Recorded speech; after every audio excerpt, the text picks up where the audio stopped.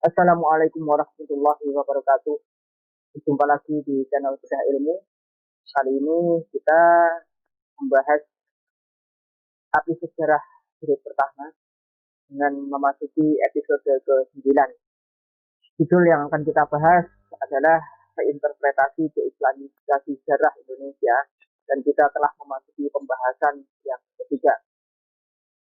Kemarin kita telah membahas tentang siapakah pencetus nasional yang pertama di Indonesia zaman pra kemerdekaan, yaitu fakta realnya adalah Syarikat Islam yang telah melakukan kongres dan dinamakan Nasional Kongres Sentral Syarikat Islam pertama Inatiko tanggal 17 sampai dengan 24 Juni 1916 di Bandung. Kata Nasional Kongres, nasional yang disematkan di dalam kongres mereka merupakan sejarah pertama kali yang formal diketahui publik dengan menggunakan kata nasional. Kemudian juga siapakah pencetus istilah Indonesia adalah Dr. Siman Wiryo Sanjoyo, dengan peran beliau adalah mengubah organisasi Perhimpunan Pelajar Hindia Belanda, yaitu Indisch Vereniging, menjadi Perhimpunan Indonesia. Jadi para Perhimpunan Indonesia di sini mereka menggunakan istilah Indonesia dan mengubah majalah Hindia Putra yang masih menyebut kata Hindia menjadi majalah Indonesia Merdeka. Jadi Indisch Vereniging yang dikatakan mahasiswa Perhimpunan Mahasiswa Hindia di Belanda, maka disebut Perhimpunan Indonesia. Jadi di situ ada kata Indonesia, dan juga majalah Hindia Putra yang masih terdapat kata Hindia diubah menjadi Indonesia Merdeka. Ini adalah awal dari kata istilah Indonesia yang didengungkan di luar Indonesia, yaitu di Nederland, Belanda. Tetapi sejarah nasional Indonesia menyatakan bahwa kata nasional dan kata Indonesia itu disematkan oleh Partai Nasional Indonesia yang didirikan oleh Bung Karno di Bandung pada 4 Juli 1927. Padahal jauh dari 1916 menuju 1927. Jadi di sini sejarah nasional Indonesia tidak mengakui sejarah Islam, dan juga Masyumi, Partai Masyumi sebagai kalangan pencetus istilah nasional maupun istilah Indonesia. Walaupun juga diakui Dr. Susiman Wiryo Sanjoyo juga turut berperan aktif, namun Dr. Susiman Wiryo Sanjoyo tidak diakui sebagai pencetus awalnya.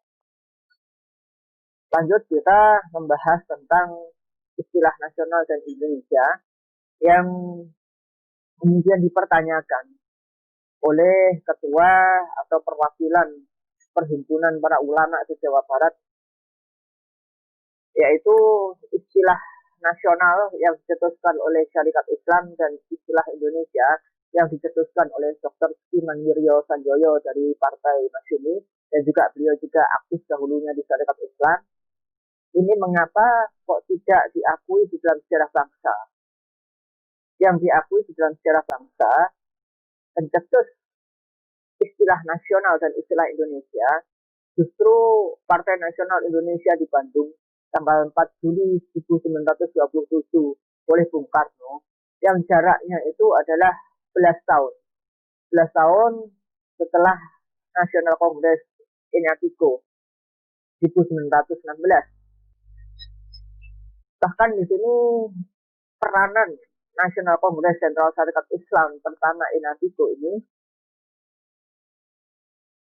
adalah yang dihadiri tokoh-tokohnya, salah satunya adalah Haji Omar Said Cokro Aminoto, Abdul Muiz, dan juga Wisnya Disastro.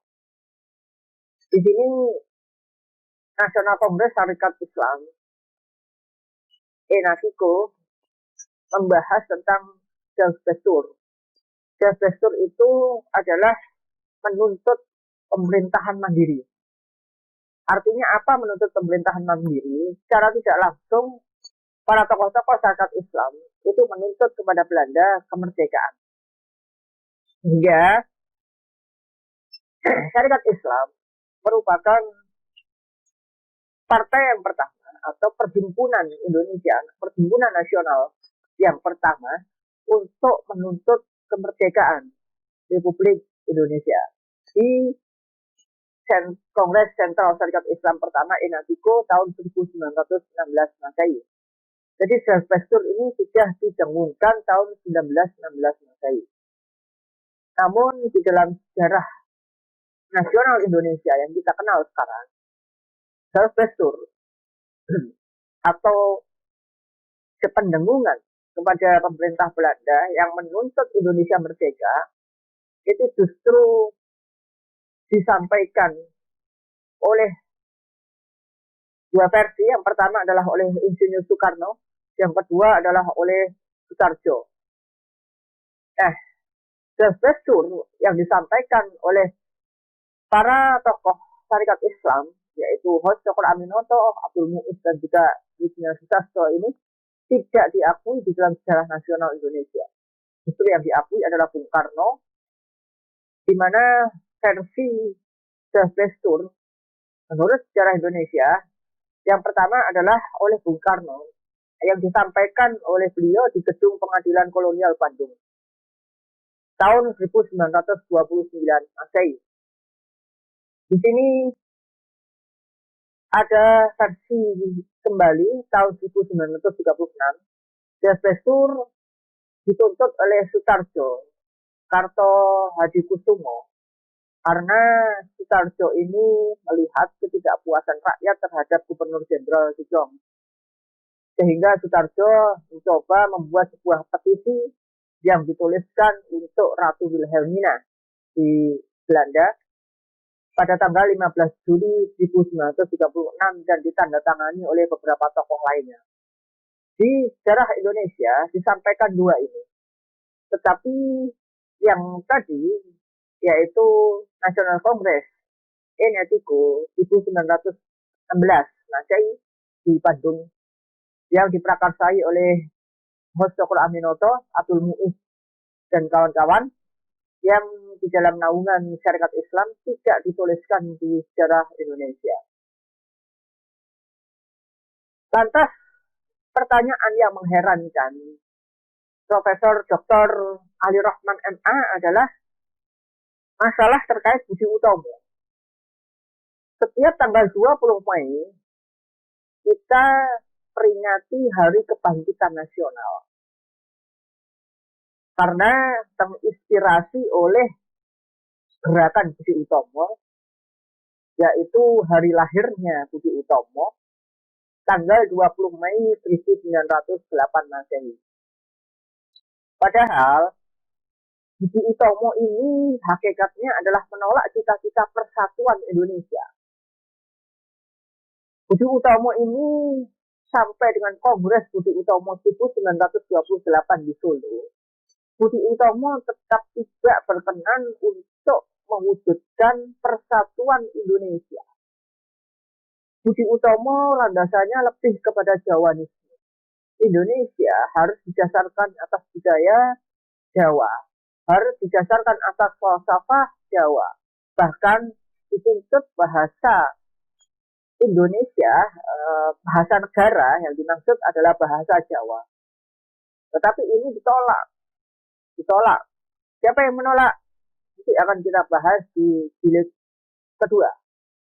Yang menolak justru yang dianggap pemberontak di Indonesia. Jadi Jawanisme ini sudah didengungkan oleh Budi Utomo untuk dijadikan landasan. Begitu juga bahasa Jawanya dijadikan bahasa kenegaraan, tetapi ditolak. Yang di sejarah Indonesia justru diklaim hingga hari ini dikatakan sebagai pemberontak. Nah, 1931 Budi Utomo ini dibubarkan sendiri oleh Dr. Sutomo. Karena apa? Karena memang Jawanisme sudah tidak sejalan dengan tuntutan zaman saat itu, yang nasionalisme ini sudah didengungkan kemana-mana. Bahkan rakyat awam pun tahu apa itu maksud nasional.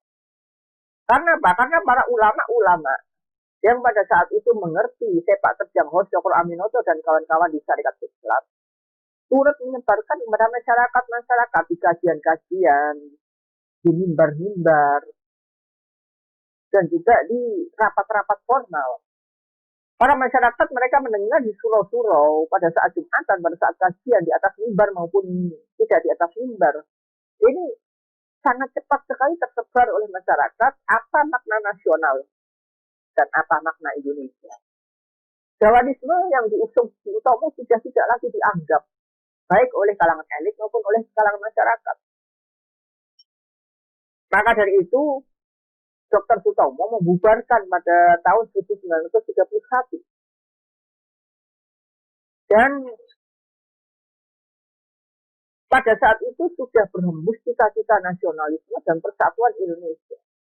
Apalagi sudah semenjak 1928 ditemukan pada saat itu Sumpah Pemuda, persatuan-persatuan dan sebagainya. Tapi Budi Utomo tetap saja kekeh Jawanisme. Dan kemudian pada akhirnya tahun 1931 Budi Utomo pun tetap kalah suara, akhirnya membubarkan partainya yang di sini sebetulnya pelopor istilah nasional itu adalah 1916 yaitu Syarikat Islam. Tapi mengapa dijadikan sebagai tokoh pemersatu kebangkitan nasional? Padahal di hari kebangkitan nasional 1928 Budi Utomo itu masih kekeh dengan Jawanisme. Nah, Budi Utomo bahkan telah membuat majalah Jawi Sisworo. Majalah ini sempat menyakiti hati umat Islam. Umat Islam marah dengan majalah Jawi Sisworo. Karena apa? Karena majalah Jawi Sisworo isinya adalah memuat artikel yang menghina Rasulullah Shallallahu Alaihi Wasallam. Tidak saya bahas artikelnya apa, silakan saudara bisa googling atau bisa membaca buku-buku literatur tentang isi dari majalah Jawi Sisworo. Kita tidak membahas penafsirannya, tetapi kita bahas secara tersuratnya saja. Dengan secara tersurat ini kita bisa memahami bagaimana kata-kata itu secara tersirat maupun tersurat pada saat itu sekelumit saja sudah menyakiti hati orang-orang yang memiliki iman pada Allah dan Rasul-Nya. Namun para kalangan orientalis dan para kalangan sekuleris mencoba untuk menafsirkan kanan dan kiri sehingga kata-kata yang tersurat itu dikabulkan maknanya. Maka dari itu kita melihat bagaimana dengan penuh keterpaksaan umat Islam khususnya para ulama harus menyetujui apa yang dikehendaki Hatta, yaitu Bung Hatta, yang pada saat itu didengungkan di dalam kabinet Hatta, yang memutuskan setiap tanggal 20 Mei sebagai hari kebangkitan nasional. 20 Mei itu adalah kelahiran Budi Utomo. Untuk menyudahi konflik horizontal yang berkepanjangan. Sebetulnya para ulama ini tidak setuju 20 Mei itu dijadikan hari kebangkitan nasional, itu tidak setuju. Karena bagaimana Budi Utomo ini bisa dikatakan sebagai pemersatu, padahal Budi Utomo tahun 1928, yang mana 1928 itu terkenal dengan Sumpah Pemudanya aja masih kekeh dengan Jawanisme. Dan Budi Utomo pernah menuliskan majalah Jawi Sisworo yang menyakiti mayoritas umat Islam di Indonesia ini dengan melecehkan Nabi Muhammad Shallallahu Alaihi Wasallam. Umat Islam sebetulnya tidak setuju, tetapi daripada konflik yang berpanjangan, mulai dari zaman pra kemerdekaan, penyusunan DPU PKI, PPKI, sampai kemudian proklamasi, sampai kemudian pada saat kabinet Hatta itu, umat Islam sebetulnya sudah kurang setuju dengan kaum sekuler nasionalis, khususnya Kasman Singodemejo dan kawan-kawan di Persyarikatan Muhammadiyah. Tetapi bagaimana mungkin kita sudah jauh merdeka, pada saat itu masih tetap kontok-kontokan. Akhirnya ya para ulama sudahlah, oke, kalau begitu tatkala Kabinet Hatta mencoba menjadikan 20 Mei sebagai hari kebangkitan nasional. Kenapa? Karena lebih fokus untuk mempertahankan kemerdekaan dan juga melanjutkan pembangunan daripada harus bertengkar pada esensi yang dirasa kurang penting. Pada saat itu Indonesia juga sedang di dalam kemelut, banyak sekali hal yang harus ditata, pemberontakan-pemberontakan muncul di sana sini. Dari itu para ulama mencoba untuk diam pada Kabinet Hatta ini. Allahu a'lam bishawab. Itu yang bisa kami sampaikan di dalam keislamisasi sejarah kita. Bahwa ada upaya-upaya untuk membenamkan kata-kata Islam dan pergerakannya agar tidak muncul di kancah sejarah.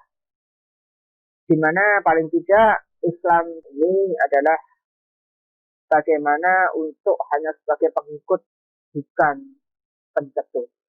Demikian kurang lebihnya, mohon maaf. Insya Allah pekan depan kita lanjutkan bagaimana sepak terjang Budi Utomo terhadap kaum muslimin di Indonesia. Kurang lebih mohon maaf. Assalamualaikum warahmatullahi wabarakatuh.